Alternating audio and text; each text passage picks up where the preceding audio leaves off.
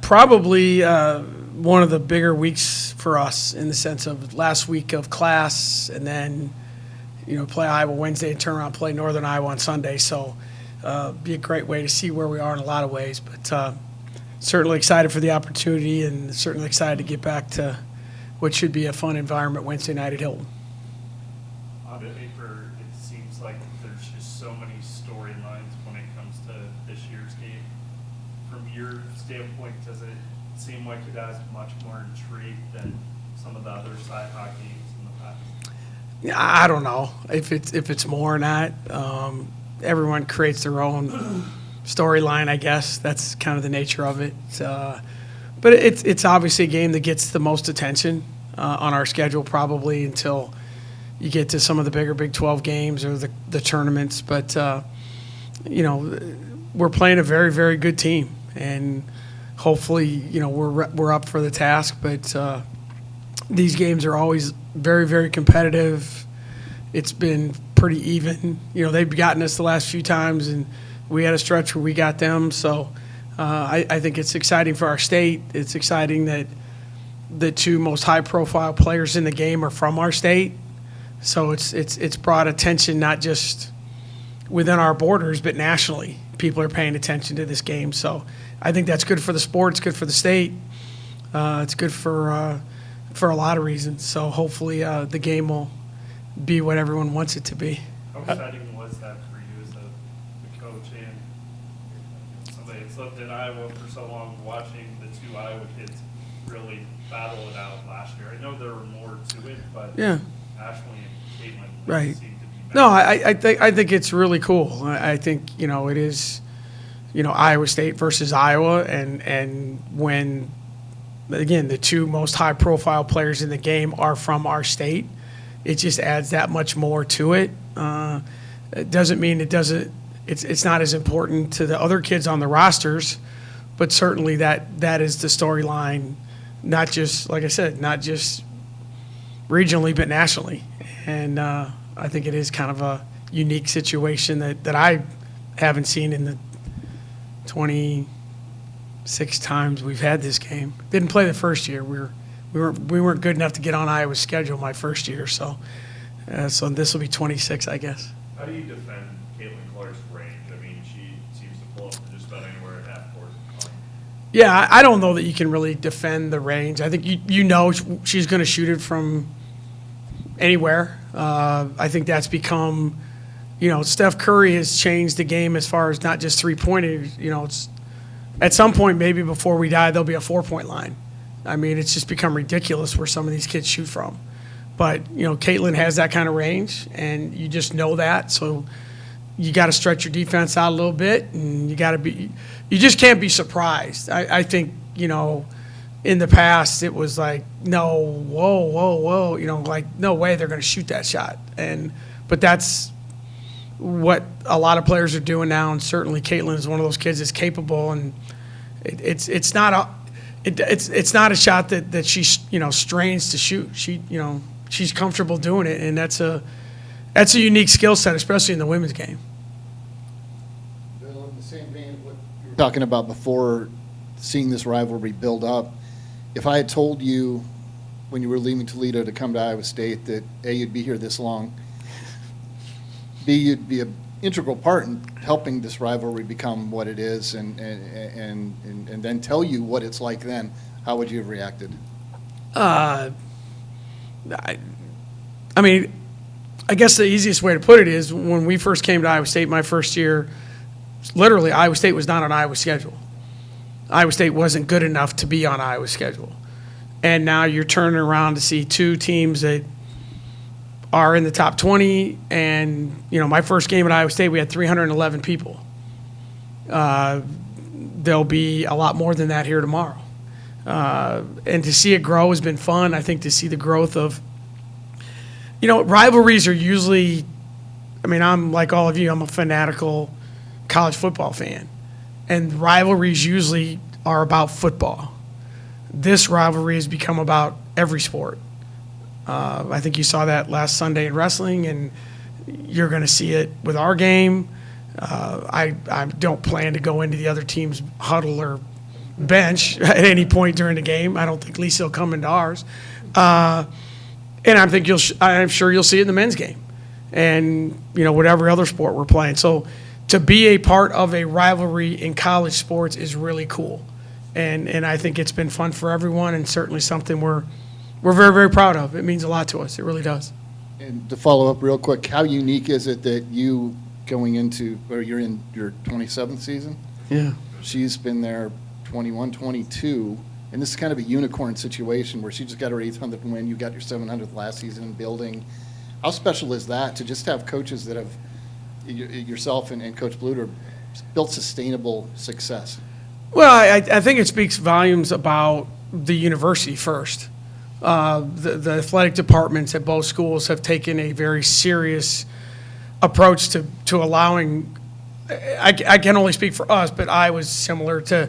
They want good coaches. They want good programs. They want resources so that you can build good programs. It's a great sense of pride for both, and I think that's why it's happened over the years, and certainly something that hopefully the people. I mean, it is such a unique situation to be in a state that's small in population to have 4 Division I women's programs that are really good that represent 3 different leagues.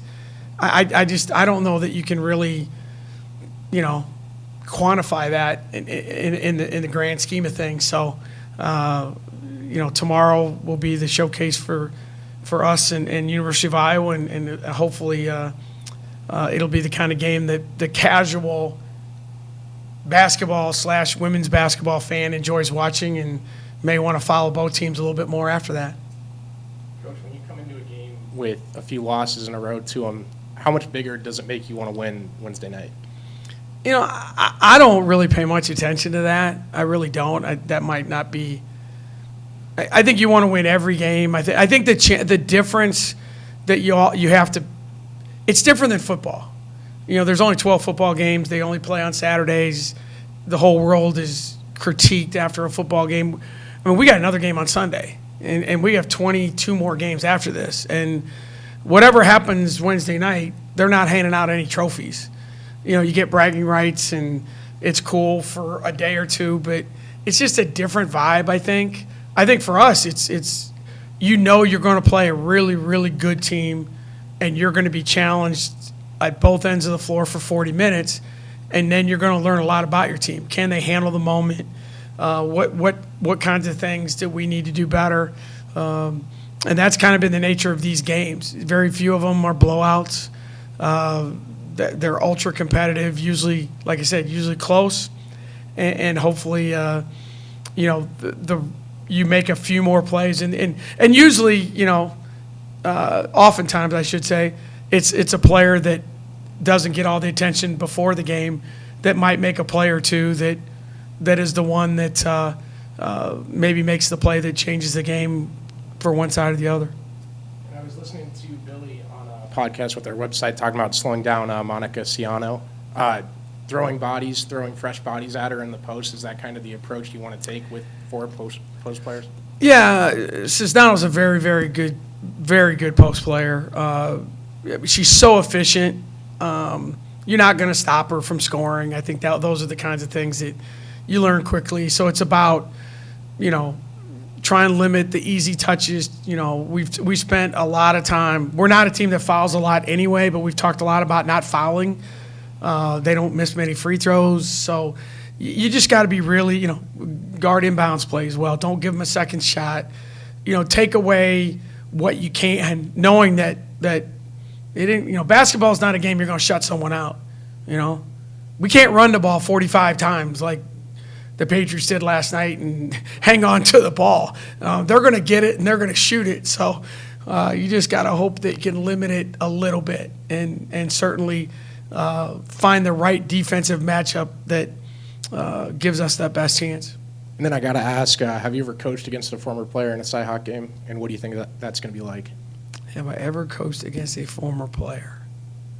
I was going to look it up. But I don't think I have. I don't want to say that I have or haven't. To my knowledge, no, I have not. What do you think it's going to be like coaching against Kylie on Wednesday?